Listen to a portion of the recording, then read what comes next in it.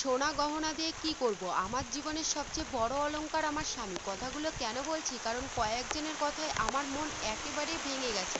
গরিব ঘরে জন্ম নিয়ে বা গরিব ঘরে বিয়ে করে দেখো যে প্রতিটা পদক্ষেপে কতটা কষ্টের মুহূর্তে দিয়ে কাটাতে হয় একমাত্র তারাই বোঝে। রাতের বেলা ভিডিও করার একটাই কারণ, সকালবেলা রোদ্দুরে কাঠ মেলে দিয়েছিলাম, হঠাৎ করে রাতের মেঘে আচমকা বৃষ্টি শুরু হয়ে গেছে। বাড়িতে কেউ ছিল না। তাড়াতাড়ি করে চট নিয়ে কাঠগুলো ঢাকতে আসলাম, অযথা ঢাকতেও পারলাম না, কাঠগুলো ভিজে গেল। নমস্কার বন্ধুরা, কেমন আছো সবাই? আশা করি সকলেই ভালো আছো। আমার চ্যানেলে প্রত্যেককেই স্বাগত জানিয়ে আরও একটা নতুন ভিডিও শুরু করছি। সকালবেলা থেকে এখন আবার ভিডিওটি আমি কন্টিনিউ স্টার্ট করলাম। শাশুড়ি মা কাজে যাওয়ার আগে আগেই কিন্তু আজকে ঘুম থেকে উঠে পড়েছিলাম। তো ঘুম থেকে উঠে কিন্তু মায়ের টিফিনটা আমি গুছিয়ে দিয়েছি। গুছিয়ে দেওয়ার পরে সোজা চলে আসলাম রুমে। রুমে এসে কিন্তু চুলের বিনুনিটা খুলে নিচ্ছি। রাতে ঘুমানোর আগে কিন্তু চুলে আমি বিনুনি করেই ঘুমিয়েছিলাম। তো এখন বিনুনিটা খুলে নিয়েছি। আর গতকাল রাতে যে বৃষ্টিতে যে সমস্ত কাঠগুলো ভিজে গিয়েছে, আজকে কিন্তু রোদ্দুরে মেলে দিতে হবে, না হলে কিন্তু দুপুরবেলা আর রান্না কিন্তু করতে পারবো না। তাই তাড়াতাড়ি করেই কিন্তু চুলের আমি বিনুনিটা খুলে নিচ্ছি। একেবারেই কিন্তু মনটা আমার মরা হয়ে গেছে। মন মরা হওয়ার একটাই কারণ, তাদের কথাবার্তা শুনে আমার মনটা কিন্তু একেবারেই খারাপ হয়ে গেছে। তোমরা দেখে কিন্তু অবশ্যই বুঝতে পারছো। অন্য সব দিনে আমি কিন্তু ভিডিওটা শুরু করি হাসি মুখ দিয়ে, আজকে আমার ভিডিওটাই কিন্তু শুরু হয়েছে একেবারেই দেখো মনটা মরা হয়ে। তো কি আর করার আছে, তো চুলটা আমি যাই তাই করে কিন্তু চিরুনি করে আমি বেঁধে নিচ্ছি। আর তোমরা অনেকেই কমেন্ট করো যে তুমি কি শুধু এক হেয়ার স্টাইল ছাড়া কি জানো না? হ্যাঁ, সত্যি কথা বলতে আমি কিন্তু সেরকম একটা হেয়ার স্টাইল জানি না, তাই যেরকম পারি কিন্তু সেরকমভাবেই কিন্তু চুলটা আমি বেঁধে রাখি। তো এই যে সংসারে কাজকর্ম করব, তার অত চুল ভালো করে বেঁধে কি লাভ? যেহেতু কাজকর্ম করতেই হবে, তাই চুলটা বেশ টাইট করে বেঁধে নেব। বেঁধে নিয়ে কিন্তু সংসারের কাজ করতে কিন্তু লেগে পড়বো। তো দেখতেই পাচ্ছ যে মাথায় চিরুনি করছে, আর কি পরিমাণে কিন্তু আমার মাথা থেকে চুল উঠছিল। তো চুলটা এই যে কোনো রকম চিরুনিটা করে নিয়েছি। এবার হচ্ছে হাতের সাহায্যে কিন্তু রোলের মতো করে পাকিয়ে নিয়ে এই যে চুলটা একটা ক্লিপের সাহায্যে কিন্তু বেঁধে নিলাম। চুলটা বেঁধে নিয়েই এখন কাঠগুলো কিন্তু নিয়ে চলে যাচ্ছে অন্য পাশে, যে সাইডে বেশি রোদ্দুর লাগে তো সেই সাইডেই কিন্তু নিয়ে যাব। মানে আমি যেখানে রান্না করি তার পাশটাতেই কিন্তু ভীষণ রোদ্দুর পড়ে সকাল থেকে, তাই কাঠগুলো কিন্তু সেখানেই কিন্তু মেলে দেবো। তো পর মানুষে কষ্ট দিলে সেই কষ্টটা কিন্তু মেনে নেওয়া যায়, যখন আপন মানুষগুলো কষ্ট দেয় সেই কষ্টগুলো কিন্তু মেনে নেওয়া যায় না। তাই তাদের কথাবার্তা আমার কিন্তু প্রচণ্ড খারাপ লাগতো। অনেকেই বলতো যে তোমার বাপের বাড়ি থেকে কেন তোমার সোনা গয়না দেয়নি। তো তাদের কথাগুলো এতটা পরিমাণে কানে বাজতো, তাই মায়ের কাছে ফোন করলে বলতাম যে মা, কেন আমার একটাও সোনা গয়না তোমরা দেওনি? মা তখন আমাকে একটা কথাই বলতো যে মেয়েদের জীবনের সবচেয়ে বড় অলংকার হচ্ছে তার স্বামী।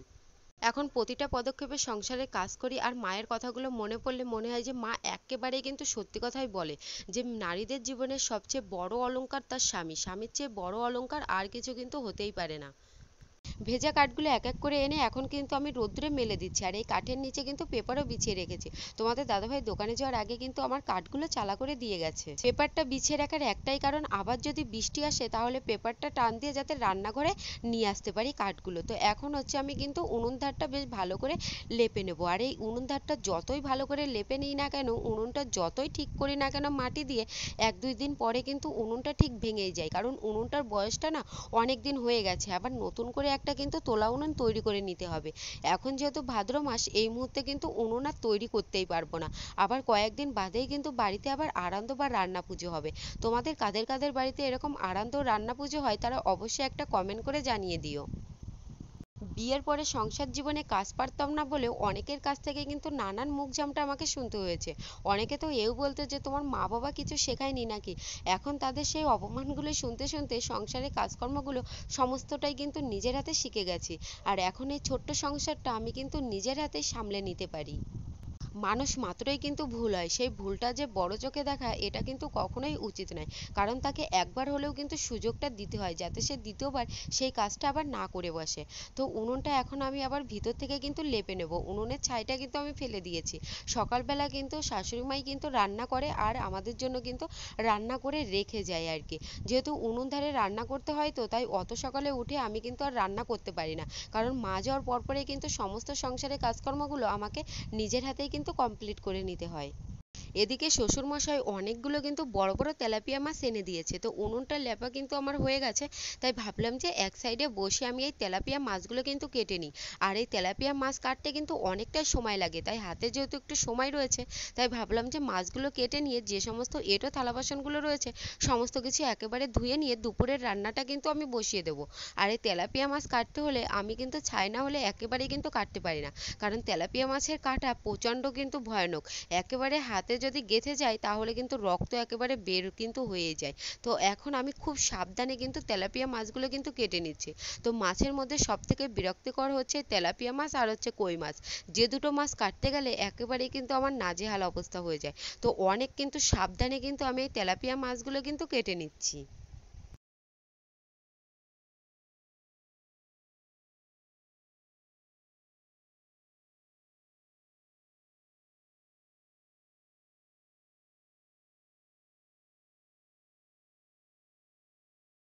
সকালবেলার সমস্ত কাজকর্মগুলো সেরে নিয়ে এখন কিন্তু আমি দুপুরবেলার রান্নাটাও কিন্তু বসিয়ে দিলাম।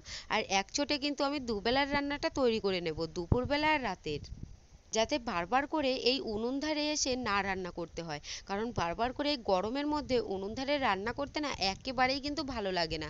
তো তেলাপিয়া মাছ আলু আর বেগুন দিয়ে তার মধ্যে কিন্তু একটু সর্ষে বাটাও দিয়ে দিয়েছিলাম। তো মাছগুলো দিয়ে দিয়েছি, আর কিছুক্ষণ কিন্তু জাল করে নিলেই মাছের ঝোলটা কিন্তু হয়ে যাবে। তো সেরকমভাবে কিন্তু গাঢ় করে তরকারিটা রান্না করছি না, একেবারে গামাখাভাবে তরকারিটা কিন্তু আমি রান্না করে নিচ্ছি। আর এই মাছের সঙ্গে ভাবছি যে একটু বড়া তৈরি করে নেব, কারণ দুপুরবেলা একটা তরকারি দিয়ে খেতে একেবারেই ভালো লাগে না। তাই ফ্রিজে কিন্তু 5টা মতো পাকা পটল ছিল, তাই সেই পটলগুলো কিন্তু বের করে নিয়ে ভাবলাম যে পটলের বড়া তৈরি করে নিই, না হলে দেখা যাবে যে পটলগুলো ফেলে দিতে হবে। তাই পটলগুলোর মধ্যে যে দানা ছিল সেই দানাগুলোও আমি ফেলে দিয়ে আলুর মতো করে একেবারে কিন্তু ঝুরি ঝুরি করে কেটে নিয়ে তার মধ্যে দুটো বড় সাইজের পেঁয়াজ দিয়ে দিয়েছি।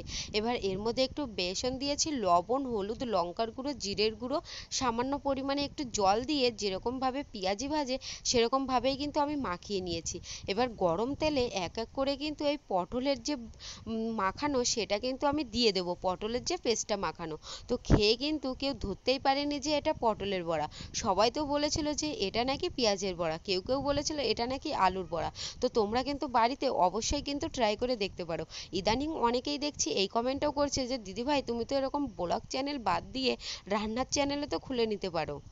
এই মুহূর্তে রান্নার চ্যানেল খোলা আমার পক্ষে কিছুতেই কিন্তু সম্ভব না। সংসারের যে খুঁটিনাটি কাজকর্মগুলো করি সেইগুলোই কিন্তু ভিন্নতা আকারে তোমাদের মাঝে তুলে ধরার চেষ্টা করি। জানি যে অতটা ভালো করে পারি না, তবুও কিন্তু তোমাদের মাঝে একদিন ভিডিও না দিতে পারলে আমার কিন্তু মনটা একেবারেই কিন্তু খারাপ হয়ে যায়। আশা করি যে তোমরাও মানিয়ে গুছিয়ে নিয়ে ভিডিওগুলো একটু দেখে নাও, এটাই আমার সব থেকে বেশি ভালো লাগে। বড়াগুলো আমার হয়ে গেছে, এবার হচ্ছে লাস্টে আমি ভাতটা কিন্তু বসিয়ে দেব। কারণ এখন যেহেতু গরমকাল, তাড়াতাড়ি করে ভাত রান্না করলে দেখা যায় যে রাতের বেলা আস্তে আস্তে কিন্তু ভাতে একেবারে জল কেটে গেছে, আর সেই ভাত খেতে একেবারেই ভালো লাগে না। তো দুপুরবেলা রান্না বান্না কমপ্লিট হয়ে গেছে, চানটাও সেরে নিয়েছে। এখন আমি মাথায় চিরুনি করে সিঁদুরটা পরে নিয়ে তারপরে কিন্তু পুজো দেব। ভিডিওটি শুরু করার আগে যে কথাটা বলেছিলাম যে ভিডিওর মধ্যে বলবো, দেখো সংসারে কাজকর্মগুলো করতে করতে সেই সমস্ত কথাগুলোই কিন্তু ভুলে গেছি। তো আমার সিঁদুর পরা কমপ্লিট হয়ে গেছে, আর এখন কিন্তু নতুন একজোড়া কানের দুলও কিন্তু আমি পরে নিচ্ছি। তোমাদের দাদা ভাই আর আমি দুজনে কিন্তু ভালোবেসেই বিয়ে করেছিলাম, তাই আমার বাপের বাড়ি থেকে আমার কিন্তু সেরকম কোনো জিনিসপত্র কিন্তু দেয়নি, আর না দিলেও চলে যাবে, যেহেতু এটা হচ্ছে আমার পছন্দের বিয়ে।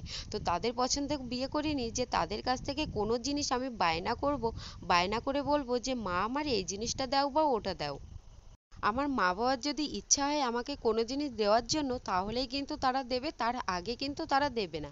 তো এদিকে হচ্ছে আমি সাজগোজ করে ঠাকুর ঘরে সোজা চলে আসলাম ঠাকুর ঘরটা মুছে নিয়ে পুজোটা কিন্তু দিয়ে দিতে। আমাদের বাড়ির কেউ কিন্তু এইভাবে বিয়ে করেনি যেরকম ভাবে আমি করেছি। তো পুজো দেওয়া কমপ্লিট হয়ে গেছে, এখন হচ্ছে দুপুরবেলা খাওয়া দাওয়া করার পালা। তাই তো এখানে হচ্ছে আমি কিন্তু স্যালাডগুলো কেটে নিচ্ছি। তো শসা কাটা আমার হয়ে গেছে, এখন হচ্ছে লেবু আর পেঁয়াজটাও কিন্তু কেটে নেব। তো সমস্ত কিছু কেটে একটু ফ্রিজে রেখে দেবো, যাতে লেবুর টক ভাবটা পেঁয়াজ আর শসার মধ্যে যায়, যাতে খেতে ভালো লাগে। আমার কাছে গরমকালে তরকারি যতই খারাপ হোক না কেন, এক টুকরো লেবু হলেই কিন্তু আমার মোটামুটি ভাত খাওয়া হয়ে যায়। সব বাবা মারাই কিন্তু চায় যে পৃথিবীর সমস্ত সুখ তারা তাদের সন্তানকে উজাড় করে দিতে, কিন্তু সামর্থ্য অনুযায়ী সবারই কিন্তু সামর্থ্য একরকম কিন্তু থাকে না। আর আমার বাবাটা অসুস্থ, তাই কিন্তু এখনো আমার কোনো জিনিসই কিন্তু দিতে পারিনি। তো এর জন্য কিন্তু অনেকের কাছ থেকে আমার নানান মুখজমটা কিন্তু শুনতে হয়েছে। এখন সবার বলার সময়, আর এখন হচ্ছে আমার এই মুহূর্তে শুনে যাওয়ার সময়।